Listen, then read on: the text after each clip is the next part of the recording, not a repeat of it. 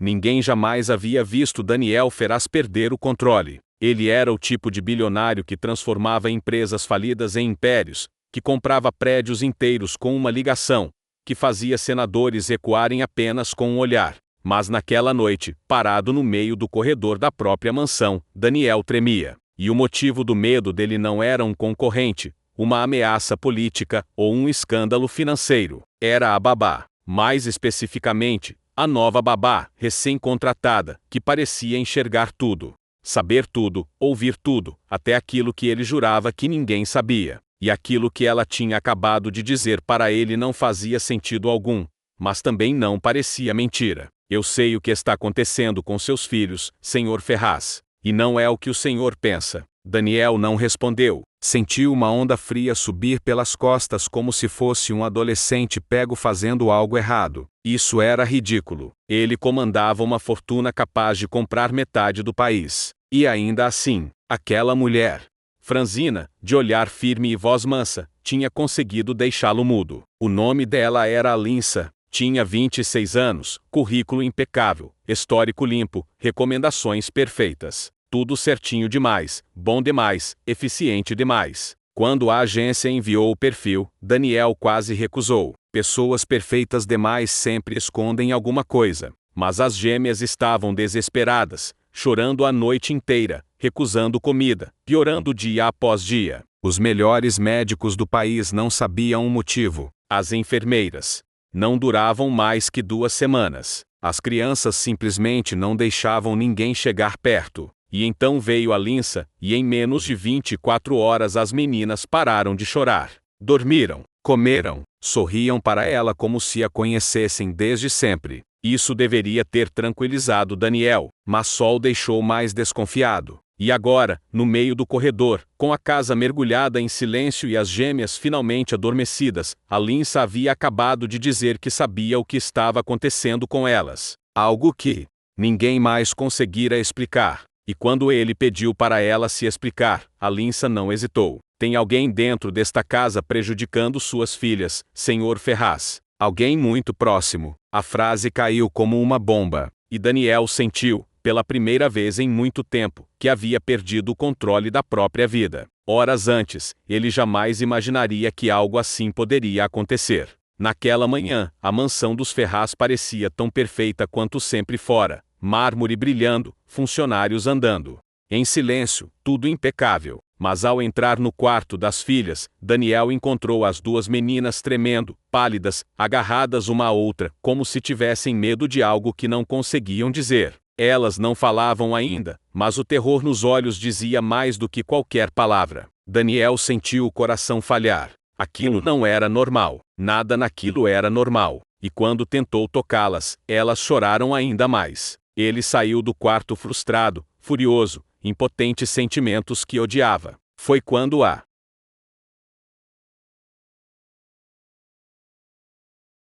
governanta avisou que a nova babá tinha acabado de chegar pelos portões, e estava aguardando na sala. Chegou na hora certa, pensou ele, sem imaginar que aquela mulher seria a maior ameaça à segurança emocional que ele conhecia. Afinal, Daniel não temia perder dinheiro, acordos, empresas. Ele temia perder o único vínculo puro que ainda tinha na vida, as filhas. Ao descer, encontrou Alyssa sentada, mãos entrelaçadas no colo, olhar tranquilo demais. Daniel não confiava em pessoas tranquilas. Pessoas tranquilas escondem tempestades. Sr. Ferraz, ela disse, levantando-se. Obrigada pela oportunidade. Ele estudou o rosto dela. Sem maquiagem, cabelo preso, nenhuma joia. Parecia simples demais para aquela casa, para aquele mundo. Vamos direto ao ponto, ele respondeu. Minhas filhas, elas não estão bem. Eu sei, Alyssa disse. Foi rápido demais, convicto demais, como se ela tivesse lido um relatório secreto antes de entrar. Daniel estreitou os olhos. E como exatamente você sabe disso? Porque eu ouvi, ela respondeu. Elas choraram a noite inteira, como se estivessem pedindo ajuda. A forma como ela disse aquilo fez Daniel pressionar os lábios. Não gostava daquele tipo de sensibilidade exagerada. Mas algo nele, talvez o desespero, cedeu. Se a senhora conseguir fazer minhas filhas dormirem, eu dobro o seu salário. Ela sorriu, não o sorriso que outras funcionárias davam quando ouviam promessas de dinheiro, um sorriso triste, como se não estivesse ali por isso. Não.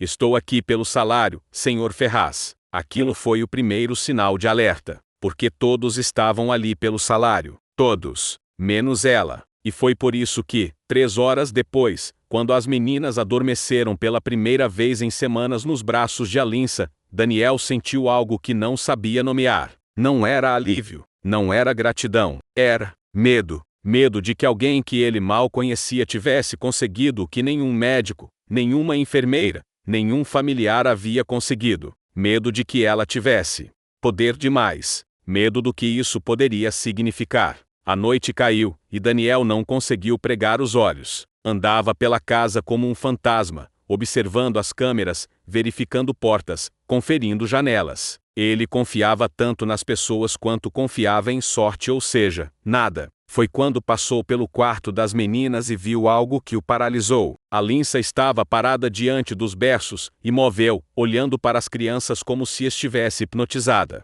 O coração de Daniel acelerou. Ele girou a maçaneta. Com força. Está fazendo o quê? Ela nem sequer se assustou. Escutando, respondeu simplesmente. Escutando o quê? As meninas dormiam profundamente. Não havia som algum. Senhor Ferraz, ela disse, virando-se lentamente, se o senhor realmente quiser proteger suas filhas, precisa parar de fingir que não sabe o que está acontecendo nesta casa. Daniel sentiu o chão desaparecer sob os pés. Ele se aproximou, encarou-a de perto. Você não sabe nada sobre a minha casa. Sei o suficiente, ela respondeu. Sei que alguém tem entrado no quarto delas à noite. Sei que alguém troca as medicações, sem que o senhor perceba. Sei que elas não choram de manhã sem motivo. Sei que alguém está tentando fazer o senhor acreditar que elas têm um problema de saúde que elas não têm. O sangue de Daniel gelou, porque ela tinha acabado de dizer exatamente aquilo que ele jamais contou a ninguém. Aquilo que ele mesmo evitava admitir. Aquilo que ele temia há semanas, sem coragem de dizer em voz alta. E foi nesse instante que percebeu que, pela primeira vez em anos, ele não estava no controle de absolutamente nada. Ele abriu a boca para responder, mas Alyssa ergueu a mão devagar. Eu posso provar, ela disse. As palavras dele morreram na garganta. Provar. Provar algo que ele temia desde o dia em que as gêmeas começaram a adoecer. Provar que alguém, dentro da própria casa dele, estava envenenando suas filhas. Daniel sentiu o rosto ficar quente, o coração acelerar. Quem é? Ele perguntou, a voz rouca, quase irreconhecível. E aí, pela primeira vez desde que entrou naquela mansão, Alyssa hesitou, como se dissesse mentalmente algo que não tinha coragem de dizer em voz alta. Não posso falar ainda, ela respondeu, mas posso mostrar. Daniel quase avançou nela, tomado por raiva e desespero. Se tem informação, diga agora. Se eu dizer antes da hora, ela respondeu, o senhor corre o risco de perder suas filhas para sempre. Silêncio, um silêncio pesado, sufocante, que tomou o quarto inteiro. Daniel nunca odiou tanto uma frase, nunca precisou tanto que ela fosse mentira. Mas algo, no fundo de si mesmo, dizia que ela não estava blefando. E por isso, naquela noite, o bilionário mais temido do país sentiu medo. Medo real, medo da verdade, medo do que aquela mulher poderia revelar, medo do que estava prestes a descobrir dentro da própria casa. E quando Alyssa deu um passo para trás, respirou fundo e disse, amanhã, às 6 da manhã, eu quero que o senhor esteja acordado, porque vou lhe mostrar tudo. Daniel entendeu que aquilo não seria apenas sobre suas filhas, seria sobre a vida inteira dele. E talvez ele não estivesse pronto para a verdade, mas a verdade, agora, estava vindo, e nada poderia pará-la. Ela permaneceu alguns segundos parada diante da porta fechada, o coração acelerado, tentando entender por que aquela simples maçaneta parecia tão mais pesada do que deveria. Não era apenas a sensação de estar entrando na casa de um bilionário poderoso, era algo maior. Algo que ela não sabia nomear, mas que já começava a se espalhar dentro dela, como uma névoa fina, que penetra pelas frestas, antes mesmo de você perceber que está envolto. Quando finalmente girou a maçaneta, o quarto se abriu para ela como se estivesse esperando exatamente aquele momento. A escuridão não era total alguma, luz suave vinha de um candeeiro antigo, criando sombras longas que tremulavam devagar, como se respirassem. O ar era frio, mas não desagradável. Era quase convidativo, como se dissesse: entre, você não tem escolha. Ela deu 2 passos e parou quando viu a caminha infantil arrumada com uma perfeição quase exagerada, como se ninguém tivesse dormido ali há dias. E isso a fez estremecer. O bilionário havia garantido que a criança já estava dormindo, mas algo naquele ambiente dizia o contrário. Ou melhor, dizia que ali havia um silêncio que não era descanso, era ausência. Um silêncio que não acalmava, mas inquietava. Laura caminhou devagar até a caminha, esperando ver algo, qualquer sinal de que a criança estava sob o cobertor. Mas quando puxou levemente o tecido, o colchão estava vazio. O ar pareceu falhar nos pulmões dela. Ela olhou rápido ao redor, procurando por outra cama, por um berço, por uma poltrona. Qualquer coisa que indicasse que havia outra criança ali. Mas não havia. Nada além daquele espaço arrumado demais, limpo demais, silencioso demais. Ela recuou um passo, depois outro, e sentiu a nuca formigar, aquela sensação antiga e instintiva de que alguém observa por trás. Virou-se rápido, mas não havia ninguém. Apenas a porta aberta como se estivesse zombando. O corredor parecia mais escuro do que antes. Como se tivesse mudado enquanto ela estava dentro do quarto. Como se a casa estivesse respirando. Laura saiu do quarto e fechou a porta devagar, tentando não fazer barulho, embora não soubesse exatamente por quê. Talvez porque uma parte dela já sentia que qualquer som ali dentro despertaria algo que deveria permanecer dormindo. Ela começou a descer para o primeiro andar novamente quando ouviu, vindo de longe, um leve arrastar muito sutil, como tecido roçando no chão. O barulho parou assim que ela parou. Ficou imóvel, prendendo a respiração. Talvez fosse só a casa antiga, madeira contra madeira. Talvez fosse apenas o vento. Talvez fosse apenas sua mente, que sempre fora inquieta demais. Mas antes que ela pudesse encontrar uma explicação, algo ainda pior aconteceu. O som veio de novo, desta vez acompanhado de um leve estalar, como se alguém tivesse pisado em um degrau de madeira bem atrás dela. Ela virou lentamente, o coração batendo alto demais, mas o corredor estava completamente vazio. Vazio. E ainda assim, diferente. A luz parecia mais fraca. As sombras mais longas, mais densas. Era como se a casa estivesse testando-a, sentindo suas reações, estudando seus medos. Laura respirou fundo e desceu mais um degrau, depois outro. O silêncio parecia acompanhar cada passo,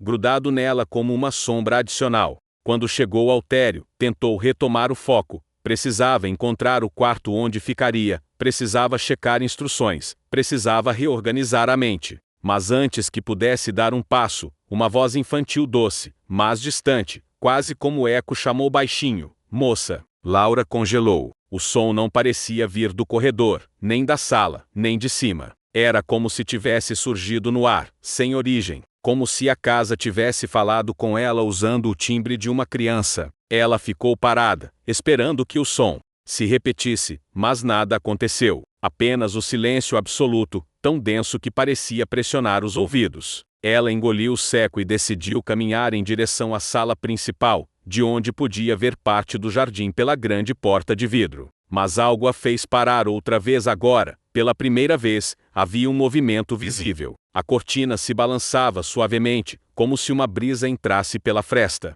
Mas ela tinha certeza absoluta de que todas as portas e janelas estavam fechadas. O bilionário trancara tudo pessoalmente. Esse detalhe vinha com uma precisão quase obsessiva. E, ainda assim, a cortina balançava. Devagar, ritmada, como um aceno, como um aviso. Antes que ela pudesse se aproximar, a luz da cozinha piscou uma vez, 2 vezes e se apagou completamente. O barulho do interruptor ecoou como se alguém tivesse pressionado com força. Laura sentiu as mãos suarem. Ela sabia que precisava ir lá. Sabia que precisava checar tudo, manter o controle, mostrar que conseguia lidar com qualquer coisa, mas seu corpo parecia colado ao chão. Demorou alguns segundos até conseguir mover a perna, e quando finalmente deu o primeiro passo em direção à cozinha, algo fez sua espinha gelar, uma pequena sombra se projetou brevemente na parte inferior da parede, como se algo muito baixo, talvez do tamanho de uma criança, tivesse passado correndo do lado oposto da porta.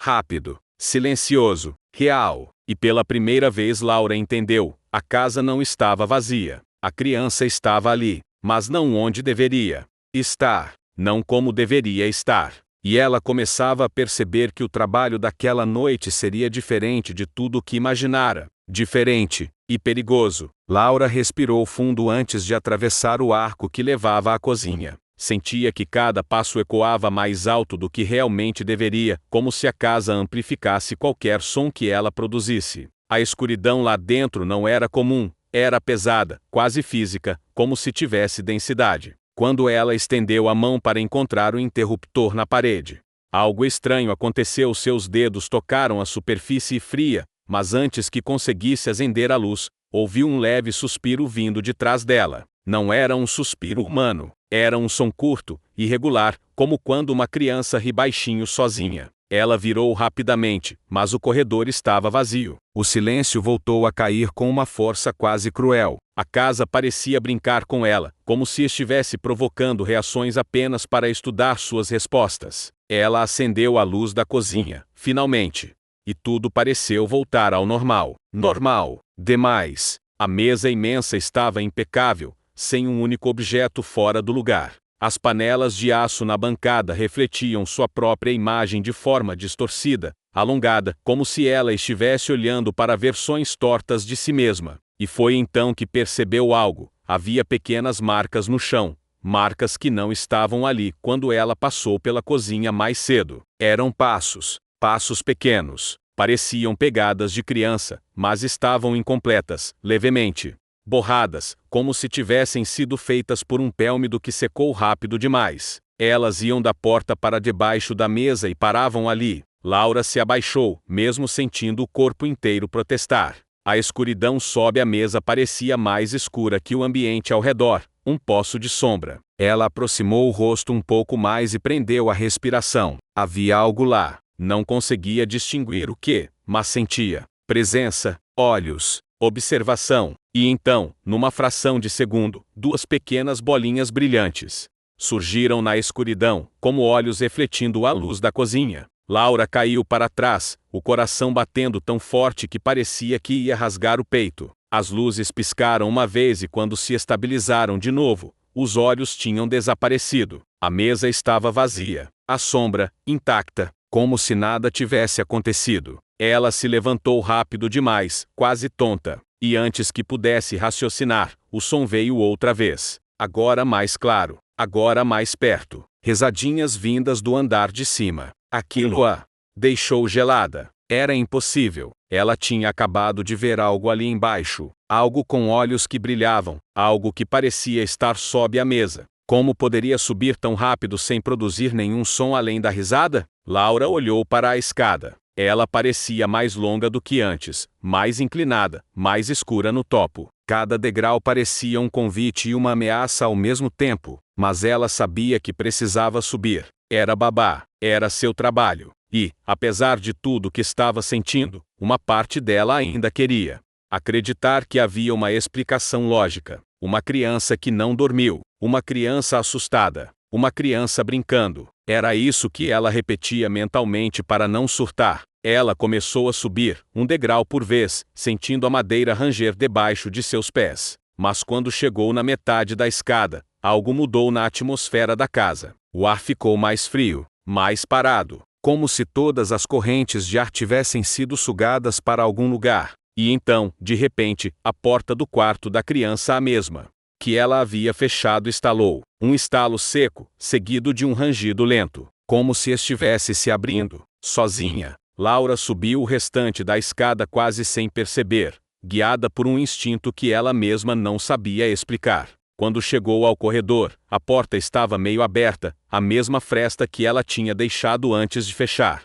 Mas agora havia algo diferente, uma sombra projetada no chão, pequena, imóvel, perfeitamente redonda, como se algo estivesse parado atrás da porta. Algo do tamanho de uma criança. Ela aproximou a mão devagar, empurrou a porta alguns centímetros. E o quarto estava completamente vazio. A sombra desapareceu no instante em que a porta abriu. Sumiu como se nunca tivesse existido. Mas havia algo novo no quarto. O cobertor da cama infantil estava amassado no centro, como se alguém tivesse se sentado ali segundos antes. E, ao lado do travesseiro, um objeto que com certeza não estava lá quando ela entrou pela primeira vez, um pequeno brinquedo de madeira, daqueles bem antigos, que rangem quando você puxa a corda. Uma bonequinha com olhos pintados à mão, olhos tão pretos e tão profundos que pareciam absorver luz. Ela se aproximou devagar, e quando tocou o brinquedo, a boneca soltou um clique seco, como se alguma mola interna tivesse sido acionada.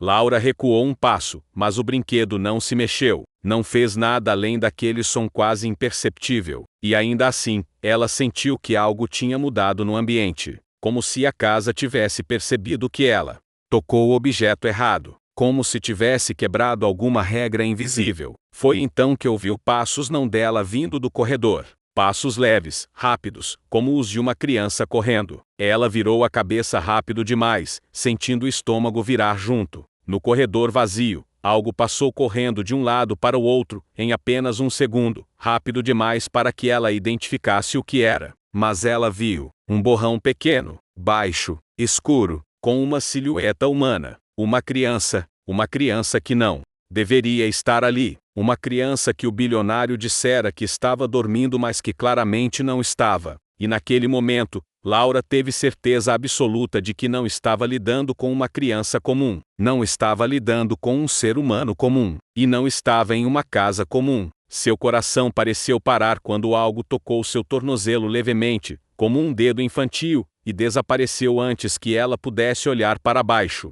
Ela recuou tão rápido que bateu a costas na parede. O quarto ficou menor. O corredor ficou estreito. A casa inteira parecia se contrair ao redor dela. E quando o silêncio caiu de novo, mais pesado do que antes, ela sussurrou para si mesma, com a voz trêmula: "Eu preciso falar com ele. Eu preciso falar com o pai dessa criança. Agora." Só que, dentro daquela casa, querer sair era diferente de conseguir sair. Laura desceu a escada quase tropeçando nos próprios pés. O instinto dizia para correr, mas ela sabia que qualquer movimento brusco parecia chamar atenção. Não sabia explicar aquilo, mas sentia. Cada passo que dava parecia observado, medido, analisado. A casa não era só grande, não era só silenciosa, era viva. E estava reagindo ao que ela fazia desde o segundo em que atravessou a porta de entrada. Quando chegou ao térreo, a sala parecia normal demais, como se tivesse sido arrumada por mãos invisíveis, enquanto ela estava lá em cima. As almofadas no sofá estavam alinhadas, a manta dobrada com perfeição, as luzes ajustadas na potência exata para parecer aconchegante. Tudo impecável, tudo artificialmente perfeito. E isso só deixava a atmosfera ainda mais desconfortável. Uma casa normal teria imperfeições. Uma família real deixaria rastros. Mas ali, tudo parecia cenográfico, como se a vida daquelas pessoas fosse montada exclusivamente para ser vista, e não vivida. Laura tentou chamar pelo bilionário, mesmo sabendo que ele não estava em casa. "Senhor Lorenzo?" A própria voz dela pareceu pequena no ambiente, quase engolida pelas paredes. Ela lançou um olhar para o corredor que levava ao banheiro e ao escritório. Nada. Silêncio tão profundo que chegava a dar náusea. Então ela decidiu algo que não queria admitir nem para si mesma. Precisava ligar para ele. Ela pegou o celular do bolso, engoliu seco e discou o número que ele tinha deixado no cartão sobre a mesa. O telefone chamou uma vez, 2, 3, e então caiu direto na caixa postal. Ela tentou de novo. Caixa postal. Pela terceira vez. Nada. Mas antes que tentasse pela quarta, o celular vibrou na mão dela. Uma mensagem dele: "Não atenda. Não ligue. Estou em reunião." Laura arregalou os olhos. "Não atenda?" Ele estava mandando isso como se ela tivesse iniciado a ligação sem querer. Mas a parte realmente alarmante era outra. Ele enviou a mensagem exatamente no momento em que ela tentou ligar. Como se já soubesse. Como se estivesse esperando por isso. Ela respondeu rápido, com os dedos tremendo: "Preciso falar sobre sua filha. Tem algo errado." A resposta veio em menos de 2 segundos. "Não entre no quarto dela." Laura sentiu o sangue gelar. Ela digitou devagar, olhando para a escada como se o corredor acima pudesse ouvi-la. Já entrei. Achei que ela estava acordada. O tempo até a resposta parecia eterno, mas foram apenas 4 segundos. Laura, saia da casa agora. Eu estou voltando. O coração dela saltou. Finalmente, ele acreditou nela. Ou talvez soubesse mais do que estava dizendo. Mas antes que ela pudesse correr para a porta, um som ecoou pela sala 1. Estalo alto, seco. A porta da frente se fechou sozinha, com força suficiente para fazer o chão tremer. Laura correu até a entrada, puxou a maçaneta com toda força. E ela não se mexeu. Estava trancada, por dentro, sem chave, sem travas aparentes, mas trancada. E então veio outro som, não vindo das escadas, não do corredor, mas de dentro das paredes. Um arranhar lento, prolongado, ritmado, como unhas pequenas raspando madeira. Laura se virou devagar, completamente paralisada. O som se deslocava,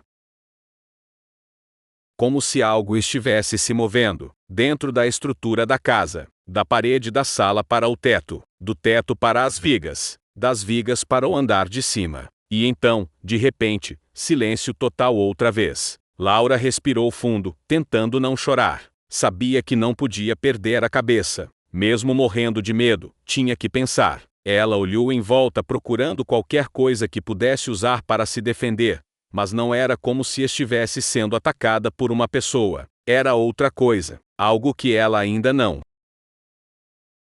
entendia. E isso tornava tudo pior. Um barulho pequeno chamou sua atenção. Muito pequeno, vindo do sofá. Um brinquedo. Era o mesmo brinquedo de madeira que estava no quarto da criança minutos atrás, a boneca de olhos pretos. Agora estava no braço do sofá, apoiada como se tivesse sido colocada ali com cuidado. A boneca estava virada para ela. E Laura jurava que, um minuto antes, aquele objeto não estava ali. Ela deu um passo em direção à boneca. Só um passo. E o brinquedo virou lentamente a cabeça, fazendo aquele mesmo clique seco. Laura recuou tão rápido que esbarrou na estante. Um vaso caiu, estilhaçando no chão, e no segundo em que o vidro quebrou, as luzes da sala piscaram, todas ao mesmo tempo. O chão pareceu vibrar, como se alguma coisa pesada tivesse caído no andar de cima. Ou corrido, ou saltado. Ela virou a cabeça para a escada. E lá estava, uma pequena silhueta no topo dos degraus,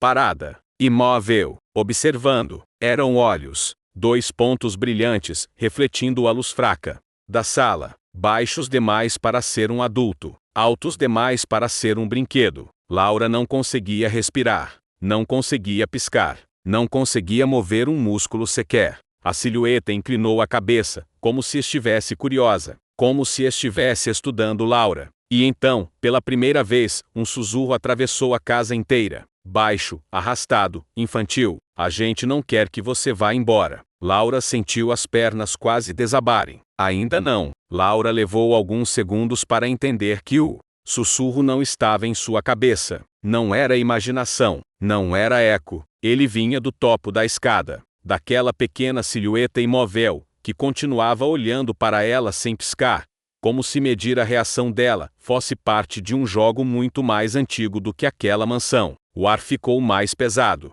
mais espesso, como se a casa estivesse prendendo a respiração junto com ela. Quem está aí? Laura conseguiu murmurar, mesmo sentindo a garganta tão seca que cada palavra arranhava. A silhueta não respondeu, não verbalmente, mas inclinou a cabeça para o outro lado, como fazem crianças pequenas quando querem brincar, mas ainda não sabem se serão aceitas. E então deu um passo, um único passo, devagar, deliberado, o suficiente para revelar a ponta de um pé descalço no topo do degrau. Era uma menina, ou pelo menos, parecia uma menina, pequena, magra, pálida demais, e com aqueles olhos enormes, escuros, que refletiam a luz como olhos de animal. Laura engoliu seco. A troca de olhares durou segundos que pareceram minutos, até que um novo som atravessou a casa, o canto suave de uma caixinha de música. Vinha do quarto dela. A melodia era antiga, meio desafinada, como se o mecanismo estivesse enferrujado, mas era doce, estranhamente doce. e a garotinha reagiu. Ela virou a cabeça para trás, lentamente, como se estivesse ouvindo um chamado. Laura sabia que tinha que fazer alguma coisa, qualquer coisa, e rápido, porque cada segundo ali aumentava uma sensação simples, brutal e impossível de ignorar. Aquela criança não era uma criança normal. Com o máximo de cuidado, ela deu um passo para trás, e a garotinha voltou a olhar para ela, agora não com curiosidade, mas com algo parecido com desaprovação. O chão tremeu levemente, como se a madeira estivesse se contraindo, e a boneca, aquela mesma boneca de madeira, caiu do sofá e se arrastou 2 centímetros no chão, como se tivesse sido puxada por um fio invisível. Era um aviso. Laura virou e correu para a cozinha. A porta da frente estava trancada, mas talvez houvesse alguma saída pelos fundos. Enquanto corria, ela tentava não ouvir, mas era impossível. Passos pequenos desciam a escada atrás dela, devagar, compassados, como se quem quer que estivesse ali não estivesse perseguindo, mas acompanhando. Laura atravessou o corredor da cozinha e puxou a porta de vidro que dava para o quintal. Travada. Ela tentou abrir a janela. Travada também. Aquilo não era possível. Nada era possível. A casa estava trancando ela por dentro. Quando ela encostou a testa no vidro, tentando manter a calma, uma sensação gelada percorreu a espinha. Alguém estava atrás dela. Laura virou devagar. O corredor da cozinha estava vazio, mas o som, não. Um rezinho baixo ecoou perto do teto. Não sabia se era humano ou não. Era leve, abafado, como quando uma criança tenta esconder o riso durante uma brincadeira proibida. Para com isso, Laura murmurou, sem força. Ela tentou manter o foco. O celular. Precisava do celular. Correu de volta para a sala para pegá-lo, mas quando chegou lá, ele não estava mais na mesa, onde ela o havia deixado, onde tinha certeza absoluta de que estava. Não, não, não, não. A boneca agora estava no centro da sala, sentada, sozinha, voltada para a porta, como se estivesse esperando. E no seu colo, descansando perfeitamente alinhado entre as madeirinhas do vestido, estava o celular de Laura. E ele vibrou. Uma notificação. De Lorenzo. Laura tremia quando se aproximou, cada passo uma batalha contra tudo que seu corpo gritava para ela fazer correr, gritar, fugir sem olhar para trás. Ela estendeu a mão devagar e pegou o telefone. A mensagem nova dizia: Laura, não provoque. O coração dela pareceu parar. Outra mensagem chegou imediatamente, antes mesmo que ela pudesse respirar. Ela não gosta. Laura caiu sentada no chão. O celular vibrou de novo, e outra mensagem apareceu. Uma que fez seu sangue congelar de um jeito que nenhuma outra tinha feito até então.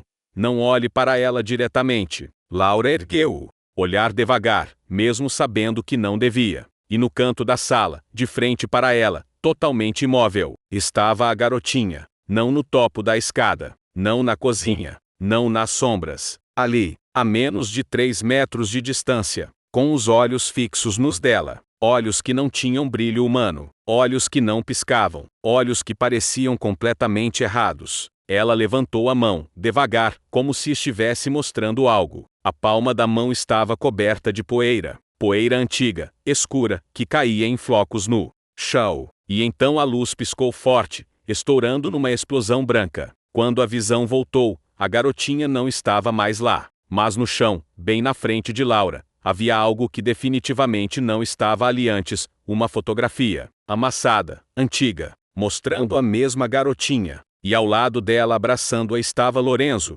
muito mais jovem, e sorrindo. A casa estava silenciosa demais. Daquele jeito que faz o coração acelerar sem você entender por quê. Clara desceu as escadas devagar, cada degrau,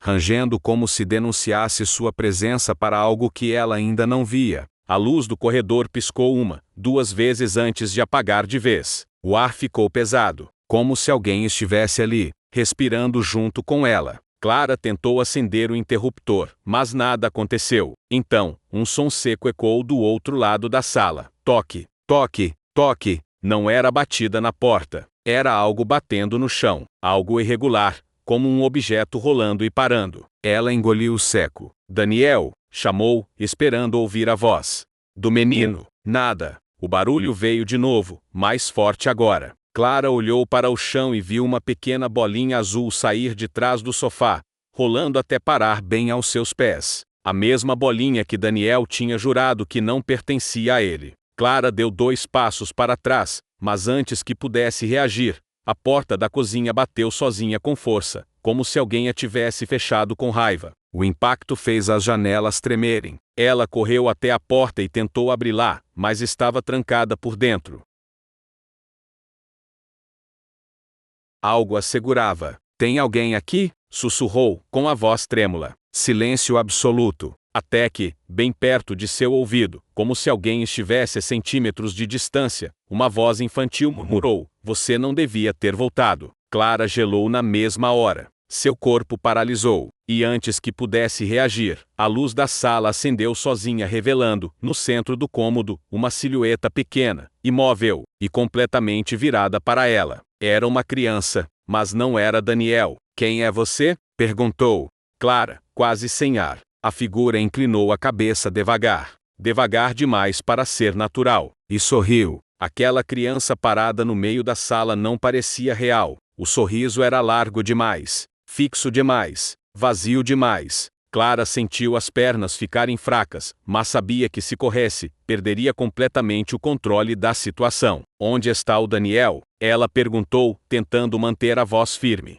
A criança não respondeu, apenas deu um passo à frente, um passo seco, como se não tivesse peso. Clara recuou. A figura deu outro passo, e mais outro, até que, quando ficou a poucos metros dela, a luz piscou novamente. Num piscar de olhos, a criança desapareceu. Sumiu, sem som, sem movimento, sem nada. Clara se virou instintivamente e ali estava ela de novo, atrás dela, parada, imóvel, como se o mundo tivesse pulado alguns segundos sem avisar. O sorriso agora parecia maior. Clara prendeu a respiração, sentindo o corpo inteiro formigar. Antes que pudesse reagir, um grito ecoou pelo corredor do andar de cima. Clara, era Daniel. A voz dele estava cheia de desespero. A criança sombria virou o rosto na direção da escada, irritada, como se não quisesse ser interrompida. E foi então que Clara notou algo que fez seu estômago revirar.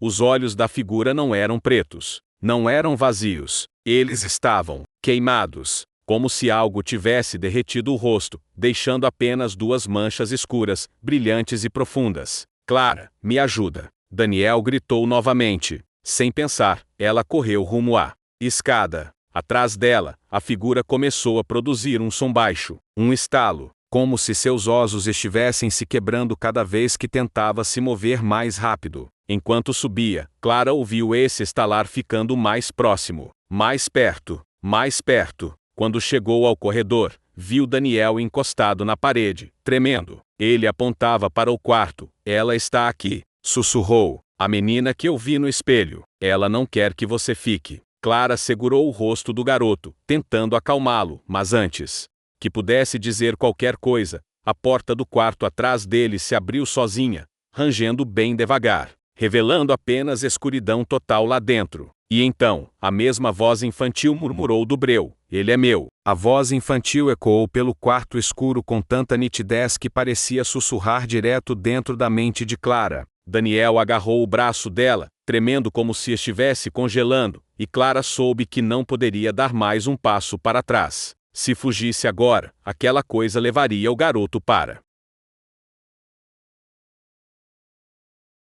sempre. Então ela respirou fundo, lutando contra o medo que fazia seus músculos tremerem. "Você não vai tocar nele", disse, avançando um passo. Do escuro, 2 brilhos surdos apareceram, os olhos queimados, vivos, observando. A criança sombria saiu lentamente da escuridão, arrastando os pés pelo chão, como se não lembrasse mais como se movimentar. Cada estalo de ossos, cada torção do corpo, cada movimento impossível parecia um aviso grotesco sobre o que ela realmente era. Clara sentiu o coração bater no pescoço, mas não desviou o olhar. "Por que está fazendo isso?" ela perguntou, mesmo sabendo que não deveria. A figura parou. Seu sorriso diminuiu, e com uma voz cheia de dor, muito mais velha do que parecia, ela murmurou: "Ele tirou tudo de mim." Clara imediatamente entendeu. O ele não era Daniel, era o bilionário. O pai. A casa inteira parecia carregar aquela dor, aquela presença presa ali,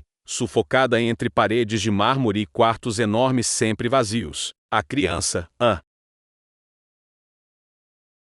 entidade, aquilo que fosse, estava ligada à solidão daquele lugar, à tristeza que vazava das fundações, como se tivesse sido moldada pela negligência de um pai poderoso, mas ausente. Clara engoliu seco, percebendo que Daniel não era o alvo. Ele era apenas mais um prisioneiro daquele silêncio. Eu sinto muito, ela disse com sinceridade, mas ele não fez nada com você. Ele é só uma criança, assim como você foi um dia. A figura tremeu, o sorriso se desfez, e um som quase humano escapou, como um soluço. O corpo dela ficou instável, as bordas desfocando, como se lutasse contra algo. Clara deu um passo à frente, depois outro, e outro, até que ficou cara a cara com a entidade. Deixa ele ir. Ela sussurrou. Ele merece ter uma vida. Ele merece ter alguém que fique do lado dele. Daniel apertou ainda mais o braço de Clara, escondendo o rosto. E pela primeira vez, os olhos queimados da figura apareceram, menos escuros.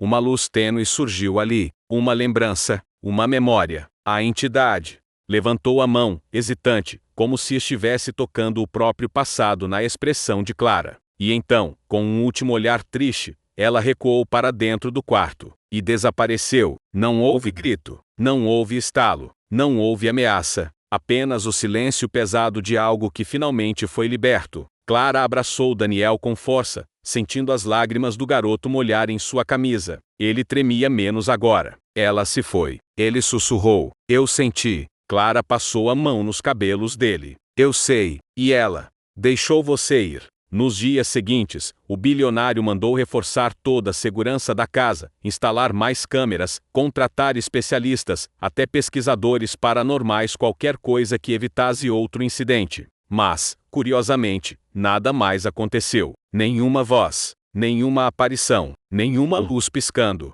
Tudo havia cessado. E Daniel, ele só queria saber de uma coisa. Clara, você vai continuar sendo minha babá? O sorriso dela veio fácil, leve, quase aliviado. Claro que vou, respondeu, abraçando o garoto novamente. Porque, no final das contas, a casa não precisava de mais guardas, não precisava de mais câmeras, não precisava de mais tecnologia. Ela só precisava de alguém que, pela primeira vez em muito tempo, tivesse coragem de enfrentar o que estava lá dentro. E agora que tudo tinha acabado, Clara finalmente entendeu por que aquela entidade a escolhera para aparecer. Ela precisava de alguém que soubesse amar uma criança, coisa que aquele bilionário tão poderoso nunca soube. E esse amor foi o que salvou Daniel. Se essa história te prendeu até aqui, comenta "quero mais histórias assim" e já deixa o like, porque isso me mostra que você quer uma parte 2, um novo mistério, ou talvez a verdade sobre o que realmente vivia naquela casa.